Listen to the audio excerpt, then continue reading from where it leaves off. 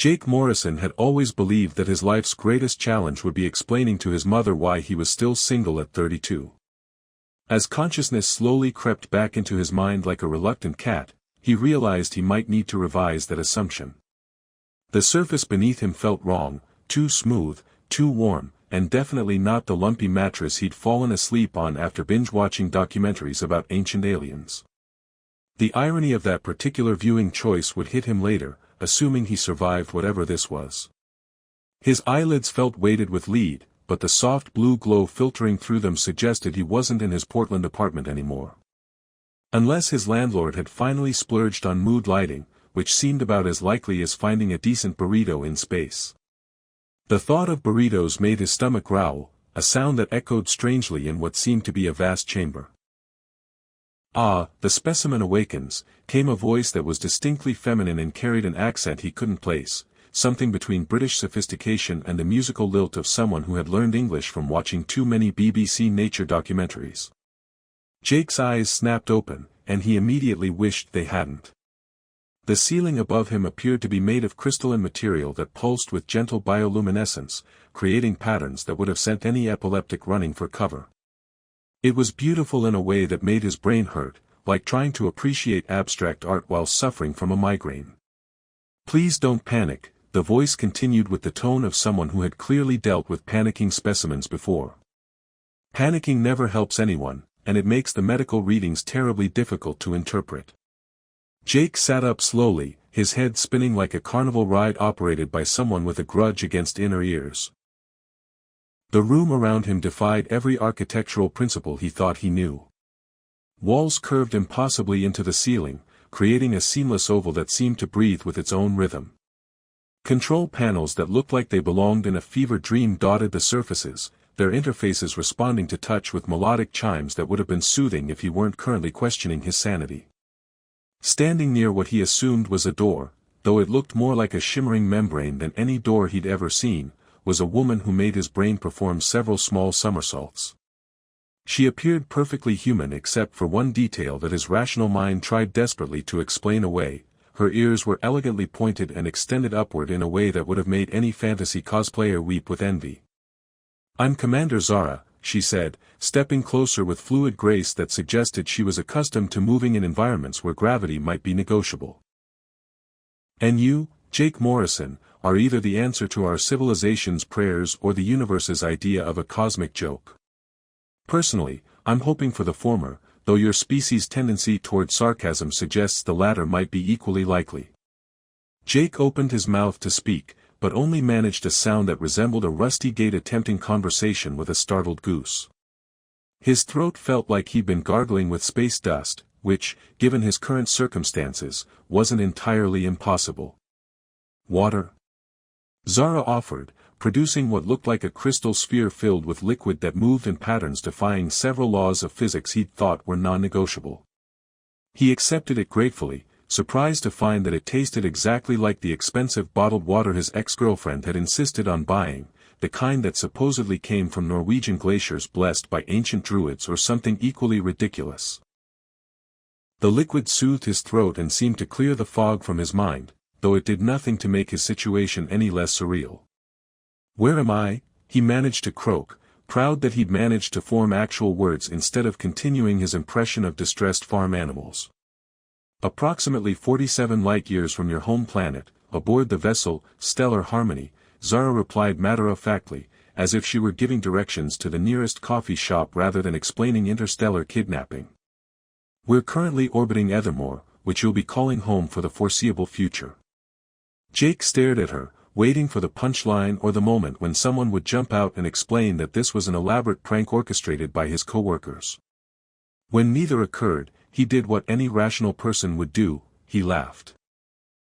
It started as a small chuckle but quickly escalated into full-blown hysteria that echoed through the crystalline chamber like a demented symphony. "Aliens," he gasped between fits of laughter. "I've been abducted by aliens who look like humans with fancy ears. This is exactly how I imagined my Tuesday would go." Zara watched his breakdown with the patience of someone accustomed to dealing with species that process traumatic information through inappropriate humor. "Technically, it's Keth's Day on Ethermore, but I appreciate your commitment to maintaining temporal references from your homeworld. It shows remarkable psychological resilience, even if it is slightly concerning from a medical standpoint. Keth's Jake repeated, wiping tears from his eyes. Of course it is. Because regular days would be too simple for my new alien overlords. We prefer salvation facilitators, Zara corrected with what might have been a smile. And before you ask the inevitable questions about probing and cattle mutilation, I should clarify that we're not that kind of alien abduction scenario. This is much more complicated and significantly more embarrassing for everyone involved. Jake's laughter subsided into nervous giggles. More embarrassing than being kidnapped by space elves. We're not elves, Zara said with the weary tone of someone who had explained this many times before. We're Etherians, and the ear situation is purely evolutionary. They're quite practical for detecting subtle atmospheric changes, though I admit they do make finding properly fitting headwear challenging. The absurdity of discussing alien millenary preferences while trapped on a spaceship 47 light-years from home struck Jake as perfectly representative of how his life typically unfolded. Nothing was ever simple, not even his apparent kidnapping by extraterrestrial beings. So, he said, settling back against what he now realized was some sort of medical examination table that molded itself to his body with unsettling precision, if this isn't the usual alien abduction scenario, what exactly is it? Am I going to be forced to fight in gladiatorial combat for the entertainment of your people? Because I should warn you, my fighting skills are limited to aggressive button mashing in video games, and that one time I successfully opened a particularly stubborn pickle jar. Zara's expression shifted to something that might have been embarrassment, if embarrassment could be expressed by someone whose entire bearing suggested she could command a fleet of starships while simultaneously calculating complex mathematical equations in her head. It's more of a dating situation, she admitted. Jake's introduction to Ethermore began with what he could only describe as the galaxy's most spectacular case of culture shock. The transport vessel that carried him from the medical bay to the planet's surface moved with the gentle grace of a soap bubble, despite being roughly the size of a city bus and apparently constructed from materials that shifted color based on the ambient lighting. Through the transparent walls, which Zara assured him were stronger than any metal Earth had ever produced, he watched a world that made his brain perform Olympic-level gymnastics trying to process what it was seeing. The city sprawled beneath them like a fever dream designed by architects who had never encountered the concept of right angles. Crystalline spires twisted upward in impossible spirals, their surfaces catching and refracting the light from twin suns in ways that created rainbow cascades across the landscape. Gardens floated at various altitudes, tethered to nothing visible yet somehow maintaining perfect stability as they drifted through the air like extremely well-behaved clouds with commitment issues. The gravitational harmonics allow for localized atmospheric pockets, Zara explained, following his gaze to a particularly impressive floating forest that seemed to be home to creatures that looked suspiciously like purple butterflies the size of dinner plates. We learned to work with the planet's natural resonance fields rather than against them. Much more efficient than your species' tendency to level everything and build rectangular monuments to your own stubbornness. Jake nodded as if this explanation made perfect sense, though privately he suspected that Etherian physics operated on principles that would make Einstein weep into his coffee. Right, of course. Gravitational harmonics. We have those on Earth too, we just call them falling down and hoping for the best. The transport settled onto a landing platform that emerged from what had appeared to be solid ground, rising to meet them with the smooth precision of a well-rehearsed dance move. Jake stepped out onto the surface and immediately understood why tourists to other planets probably needed extensive therapy afterward. The ground beneath his feet felt solid enough, but it pulsed with a gentle rhythm that suggested the entire planet might be alive and currently taking a very relaxed nap. Welcome to the capital city of Lumenspire, Zara announced with the pride of someone showing off their hometown to a visitor who might or might not be having a nervous breakdown. Population approximately 12 million, though that number fluctuates depending on the migration patterns of the academic community and whether the harvest festivals are running on schedule. The streets, if they could be called streets when they seem to flow like rivers of polished stone, teemed with Etherians going about their daily business. Jake found himself staring with the subtlety of a tourist at their first Broadway show. The pointed ears were universal, but beyond that, the diversity was staggering. Some Etherians had skin that shimmered with an iridescent quality, others bore intricate patterns that seemed to shift and change as they moved. Their clothing defied easy categorization, appearing to be woven from light itself and cut in styles that suggested fashion designers who had never heard of the limitations of fabric. Are they all staring at me, or am I just paranoid? Jake whispered to Zara as they walked through what appeared to be a market district where vendors sold items that his brain refused to categorize properly. Oh, they're definitely staring, Zara confirmed cheerfully. Word travels quickly here, and you're currently the most famous being on the planet. Think of it as being a celebrity, except instead of wanting your autograph, they're all wondering if you're going to save our species from extinction or accidentally destroy our civilization through sheer incompetence. That's comforting, Jake muttered, waving awkwardly at a group of young Etherians who were following them at a distance and whispering among themselves with the intensity of people placing bets on a sporting event. No pressure at all. They passed through a series of districts that seemed to shift in purpose and architecture as smoothly as changing channels on a television. One moment they were walking through what appeared to be a technological center where holographic displays showed information in languages that made his eyes water, the next they were in an artistic quarter where sculptures moved and changed shape in response to the observer's emotions. The city reorganizes itself based on the collective needs and desires of its inhabitants, Zara explained as they paused before a fountain that shot streams of liquid light into patterns that seemed to tell stories. It's quite efficient, though it can be confusing for visitors.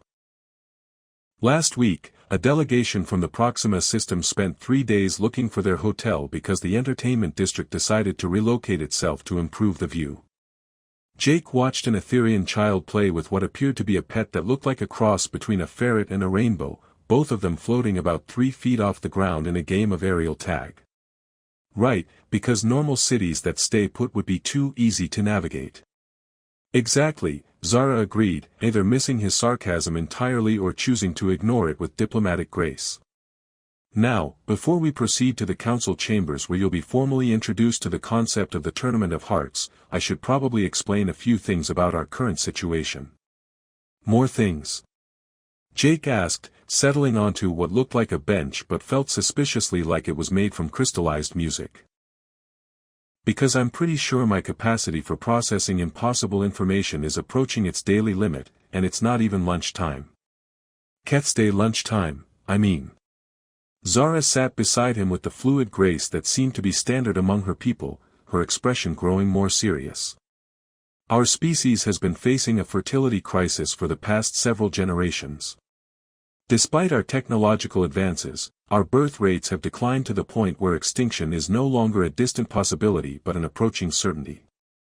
Jake felt his stomach drop in a way that had nothing to do with the planet's unusual gravitational fields. And let me guess, I'm somehow supposed to fix that. Your genetic structure is remarkably compatible with ours, more so than any species we've encountered, Zara continued. Our scientists believe that hybridization might be the key to revitalizing our population. The problem is, we're a civilization that values choice and individual agency above almost everything else. Which brings us to the tournament, Jake said, beginning to see the shape of his predicament like a storm cloud forming on the horizon of his comprehension. The Tournament of Hearts, Zara confirmed. A series of competitions designed to determine which of our women would be the most suitable partner for you. It's part courtship ritual, part survival challenge, and part academic examination, with a healthy dose of performance art thrown in because we've never been able to do anything simply. Jake stared at the passing Etherians, many of whom were now openly pointing at him and engaging in animated discussions that probably centered around his suitability as genetic material. So basically, I'm the prize in an alien dating show, except the stakes are the survival of an entire species. That's a remarkably accurate summary, Zara admitted. Though I would argue that comparing it to your entertainment programs undersells the sophistication of our selection process. We don't vote people off the island, we evaluate their contributions to society, their intellectual capabilities, their emotional maturity, and their ability to adapt to unexpected circumstances. And their willingness to date a confused human who still doesn't understand how your toilets work, Jake added, remembering his baffling encounter with what he had assumed was bathroom facilities on the transport ship. Zara's expression brightened with what was definitely amusement. That's actually going to be part of the cultural adaptation assessment. Any potential partner will need to demonstrate patience with interspecies communication barriers and a sense of humor about biological differences. Great, Jake said, watching a vendor nearby sell what appeared to be bottled starlight to customers who paid with coins that sang when they changed hands. So not only do I have to choose someone to potentially save your species, but I have to make sure they find my ignorance of basic Etherean life skills charming rather than catastrophically irritating. Look at it this way, Zara said, standing and gesturing for him to follow as they resumed their journey toward whatever fresh impossibility awaited him. You've gone from being a single software engineer with a tendency to eat cereal for dinner and watch documentaries about conspiracy theories, to being the most sought-after bachelor in the galaxy. That has to count as a significant improvement in your social status. Jake stood and fell into step beside her, his feet somehow finding their rhythm on the flowing street despite his brain's protests about the logical impossibility of their current method of locomotion. You know, when you put it like that, it almost sounds like a good thing. Except for the part where the fate of an entire civilization rests on my romantic decisions, and I once broke up with someone via text message because I was too nervous to do it in person. Well, Zara said with the diplomatic tact of someone trained in interspecies relations, I'm sure your decision-making skills have improved since then. Jake looked around at the impossible city, the floating gardens, the citizens whose ears defied evolutionary logic, and the general atmosphere of barely contained chaos that seemed to define Etherean society, and wondered if his decision-making skills were about to face the ultimate test. I certainly hope so, because I have a feeling the universe is about to find out. The Council of Lumenspire convened in what Jake could only describe as a building that had clearly been designed by someone who believed architecture should be more of a philosophical statement than a practical endeavor. The structure seemed to exist in several dimensions simultaneously, with surfaces that folded in on themselves in ways that made his eyes water and his sense of spatial awareness file a formal complaint with his brain. Try not to look directly at the convergence points, Zara advised as they approached the entrance, which appeared to be a doorway carved from solid light. The dimensional anchoring technology can cause temporal displacement in species that aren't adapted to nonlinear space. We had a delegation from Kepler 442b get stuck in a recursive loop for 3 hours last month. Jake nodded as if this was perfectly reasonable advice, though privately he was beginning to suspect that Etherean safety warnings were less about preventing injury and more about avoiding lawsuits from confused tourists. Right, avoid the glowy bits that might trap me in time. Got it. Inside, the council chamber defied every expectation Jake had formed about government buildings. Instead of stuffy bureaucratic architecture, the space felt alive, with walls that pulsed gently and floors that seemed to respond to the emotional state of the occupants. 12 Etherians sat in chairs that floated at varying heights, creating a rough circle around what Jake assumed was the center of attention, which, unfortunately, appeared to be him. Members of the council, Zara announced with the formal tone of someone introducing a guest speaker who might accidentally cause an international incident, I present Jake Morrison of Earth, our candidate for the continuation protocol. The eldest council member, whose ears were so elegantly pointed they could probably be used as precision instruments, leaned forward with interest. Welcome, Jake Morrison. I am Counselor Theron, and I must say, you're considerably less impressive than our preliminary scan suggested. Thank you. Jake replied, unsure whether he'd just been insulted or complimented by alien standards. I aim to disappoint.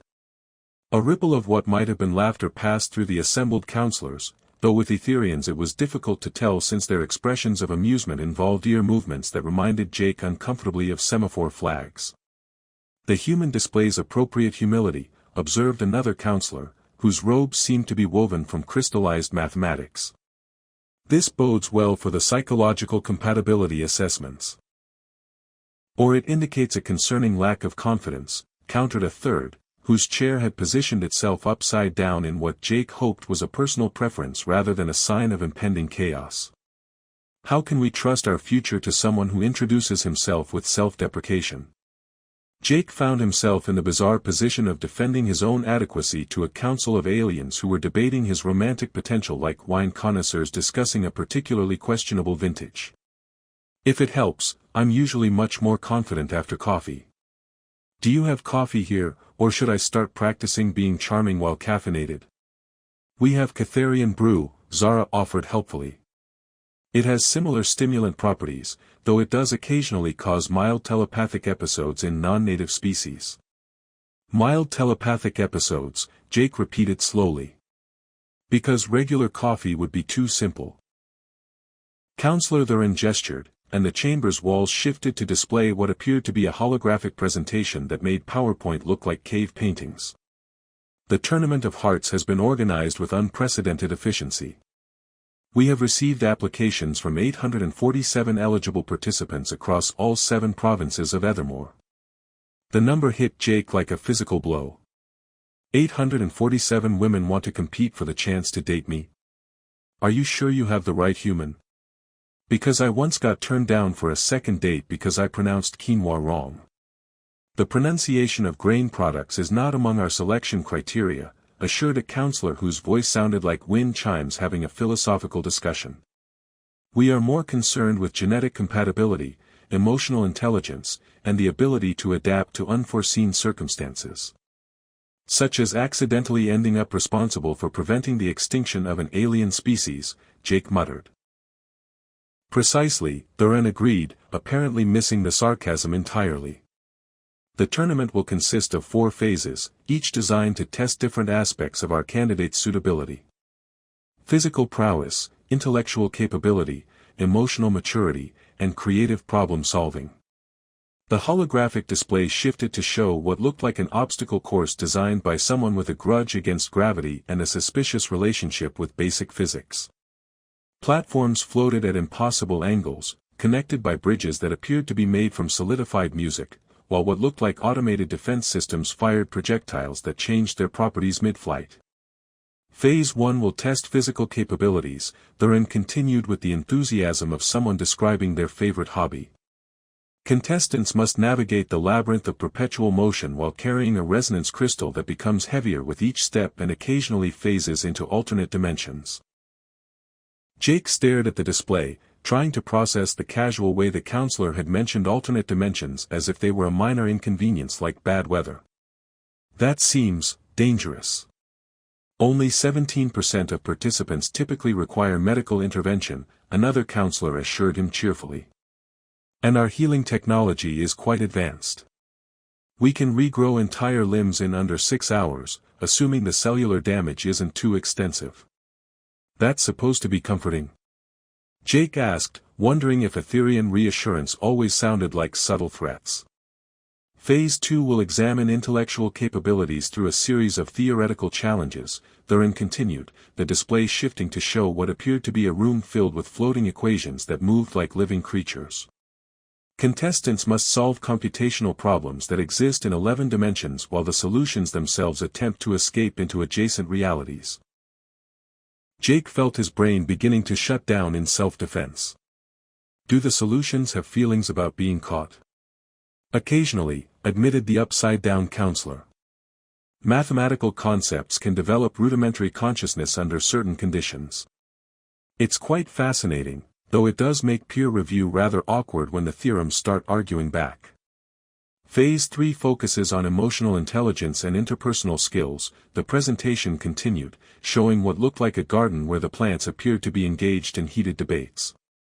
Contestants must mediate disputes between sentient flora while maintaining psychological equilibrium in an environment designed to amplify emotional responses. The plants argue? Jake asked weakly. Quite extensively, Zara confirmed. Particularly the roses. They have very strong opinions about seasonal growing patterns and tend to hold grudges against gardeners who don't appreciate their artistic vision. And Phase 4? Jake asked, though he was beginning to suspect that asking for more information about Etherian tournament design was like volunteering for additional forms of psychological torture. Creative problem-solving under pressure, Thurin announced as the display showed what appeared to be a room where reality itself seemed negotiable. Contestants must redesign fundamental aspects of physics to solve problems that don't technically exist yet, while working with materials that may or may not be real depending on the observer's philosophical perspective. Jake sat in stunned silence for a moment, trying to process the fact that 847 women were apparently eager to risk their lives in increasingly impossible challenges for the chance to date him. You know, back on Earth, dating usually involves dinner and maybe a movie. Sometimes mini-golf if you're feeling adventurous. How quaint, observed the mathematical counselor. And presumably ineffective, given your species' tendency toward romantic confusion and emotional instability. We prefer to call it character building, Jake replied defensively. The tournament begins tomorrow, Thurin announced, rising from his floating chair with ceremonial gravity. You will be provided with accommodations in the crystalline towers, where you can observe the proceedings and begin familiarizing yourself with the contestants. Do I get to talk to them before they start risking their lives for my romantic attention? Jake asked. Because meeting people after they've survived death-defying obstacle courses might skew the conversation toward trauma bonding. There will be a welcoming ceremony tonight, Zara informed him. A chance for informal interaction before the formal competitions begin. Think of it as speed dating, except with beings who can manipulate quantum fields and have strong opinions about dimensional physics. Speed dating with quantum manipulation, Jake repeated, standing on legs that felt suspiciously unsteady. Because regular speed dating wasn't awkward enough. As they prepared to leave the council chamber, Thurin approached with an expression that might have been paternal concern or mild indigestion. Jake Morrison of Earth, I hope you understand the gravity of what we're asking of you. The choice you make will determine not just your own future, but the survival of our entire civilization. Jake looked around at the impossible architecture, the floating chairs, and the counselors whose ears could probably pick up radio signals from distant galaxies, and realized that his life had officially moved beyond the realm of normal human experience into something that would require an entirely new category of therapy. No pressure at all, he said, wondering if there was a universal sign for, help me, that worked across species. I'm sure everything will work out fine. The fact that his voice cracked slightly on the word fine probably didn't inspire much confidence in his ability to save an alien civilization, but at this point, Jake figured that honesty was probably more valuable than false bravado. After all, if he was going to accidentally doom an entire species through poor romantic choices, he might as well do it authentically. The Tournament of Hearts concluded not with the dramatic fanfare Jake had expected, but with what could only be described as the galaxy's most awkward group therapy session. The final four contestants, Commander Zara, Scientist Lyra, Warrior Kess, and Artist Vera, sat in a circle on what the Etherians called a resolution platform, which looked suspiciously like a giant mood ring that changed colors based on the collective emotional state of its occupants. So, Jake began, addressing the four women who had just spent 3 days defying physics, logic, and several laws of common sense for the chance to save their species through strategic romantic partnership. This is weird for everyone, right? Not just me. The platform shifted to a warm amber hue, which Jake had learned meant general agreement with underlying anxiety, a color that had become disturbingly familiar over the past week. I've led military campaigns across 3 star systems, Kess admitted, her warrior's composure cracking slightly, but I've never had to discuss my feelings about quantum entanglement while sitting on furniture that judges my emotional stability. The platform doesn't judge, Lyra corrected with scientific precision. It simply reflects the harmonic resonance of our combined psychological states through chromatic manifestation.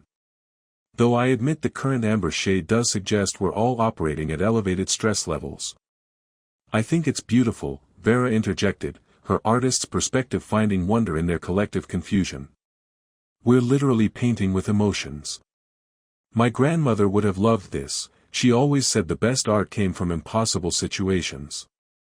Jake looked around at the 4 remarkable women who had volunteered to compete for the chance to share their lives with a confused human who still couldn't figure out how Etherian shower controls worked. Over the course of the tournament, He had watched Zara navigate the labyrinth of perpetual motion with military precision while maintaining enough composure to help other contestants when they struggled. Lyra had solved 11-dimensional equations while the solutions themselves tried to escape, treating the entire challenge like an entertaining puzzle rather than an impossibility. Kes had mediated arguments between sentient roses and philosophical daisies with the patience of someone who understood that communication was just another form of strategy. Vera had redesigned the fundamental properties of light itself to create a bridge across a chasm that technically didn't exist, turning survival into performance art. The thing is, Jake continued, feeling the platform shift to a pale blue that meant, approaching emotional revelation, I've been thinking about this all wrong. I came into this situation assuming I had to choose one person to save your entire civilization, like picking the right answer on a cosmic multiple-choice test. That was rather the point of the tournament, Zara observed gently, though her expression suggested she was beginning to see where his thoughts were leading. But that's not really how it works, is it? Jake stood up, beginning to pace around the platform, which helpfully adjusted its size to accommodate his movement while maintaining the circle formation. Your fertility crisis isn't going to be solved by one magical romantic partnership. It's going to take time, research, probably multiple generations of careful genetic integration. Lyra's eyes brightened with the particular excitement of a scientist seeing data reorganize itself into a new pattern. You're suggesting a long-term collaborative approach rather than a single-point solution. I'm suggesting that maybe the real answer isn't choosing one of you, Jake said, stopping to face them all. Maybe it's figuring out how to work together to save your species without turning romance into a competitive sport. The platform shifted through several colors in rapid succession, surprise, contemplation, relief, and finally settling on a warm golden hue that Jake had never seen before. That's innovative problem-solving with emotional resonance, Vera translated, grinning. I've only seen that color in theoretical art pieces about impossible emotions. So what are you proposing exactly? Kes asked with the directness of someone trained to cut through confusion and get to actionable intelligence. Jake took a deep breath, realizing that he was about to suggest something that would have seemed insane a week ago but now felt like the most logical solution in a universe where logic had clearly taken early retirement. I'm proposing that we approach this like the complex scientific and social challenge it actually is. Lyra, your research into genetic compatibility is going to be crucial for understanding how human-Etherian integration might work across multiple generations. Zara, your leadership skills and understanding of interspecies diplomacy will be essential for navigating the political and cultural aspects. Kes, your strategic thinking will help us plan for challenges we haven't even identified yet. And Vera, your ability to see creative solutions to impossible problems is going to keep us all sane when the universe decides to throw us new forms of chaos. You're talking about a research partnership, Lyra said slowly, not a romantic competition. I'm talking about building something bigger than any of us could create alone, Jake replied. Your species needs hope for the future, not just one possible genetic solution. And honestly, after watching what you've all accomplished in this tournament, I think you're capable of finding answers that none of us have even imagined yet. The platform had settled into a steady golden glow that seemed to pulse with warmth and possibility. There is one small problem with this approach, Zara pointed out with diplomatic delicacy. The council was rather specifically expecting you to choose a romantic partner, not form a research collective. Jake grinned, feeling more confident than he had since arriving on Ethermore. Then I guess we'll have to convince them that some problems are too important to solve with traditional thinking. You want to revolutionize Etherian approach to the fertility crisis, Kes summarized, by suggesting that collaboration might be more effective than competition. I want to suggest that maybe the reason your species has survived this long is because you're smart enough to adapt when circumstances require new solutions, Jake corrected. And right now, circumstances are definitely requiring new solutions. Vera laughed, a sound like crystal chimes in a gentle breeze. You realize that if this works, you'll have accidentally become the catalyst for the largest social change in Etherian history. That's quite an artistic statement for someone who claims he's not creative. If this works, Jake said, looking around at the four extraordinary women who had become his partners in one of the universe's most unconventional problem-solving endeavors, it'll be because I finally learned something that apparently took getting abducted by aliens to figure out. Which is? Lyra asked with scientific curiosity. That the best solutions usually come from working with people who are smarter than you are, and that sometimes the most important choice isn't picking the right answer, it's changing the question entirely. The platform erupted in a burst of colors that had no names in any known language, creating patterns that seemed to dance with joy and possibility. In the distance, Jake could see the spires of Lumen Spire reaching toward the twin suns, no longer looking alien and impossible but simply different and wonderful. 6 months later, Jake stood in a laboratory that existed in 7 dimensions simultaneously, watching Lyra explain her latest breakthrough in cross-species genetic compatibility to a holographic audience of scientists from 12 different worlds. Zara was coordinating with the Galactic Council about establishing Ethermore as a center for interspecies collaboration research. Kes had developed training programs that were already helping other civilizations facing similar demographic challenges. Vera's artistic documentation of their work had become so popular that 3 different species had requested cultural exchange programs. And Jake had discovered that being the catalyst for saving an alien civilization was considerably more rewarding than being the prize in a cosmic dating competition, even if it did mean learning to operate equipment that occasionally achieved sentience and offered unsolicited advice about his coffee consumption. Still think this is better than mini-golf? Zara asked, joining him at the observation window that looked out over a planet where impossible had become simply another word for Tuesday. Jake watched a group of young Etherians playing with children from 4 different worlds, their laughter creating harmonics that made the air shimmer with possibility. You know what? I think it might be. The universe, as it turned out, had an excellent sense of humor about bringing people together in the most complicated ways possible. And sometimes, just sometimes, complicated turned out to be exactly what everyone needed.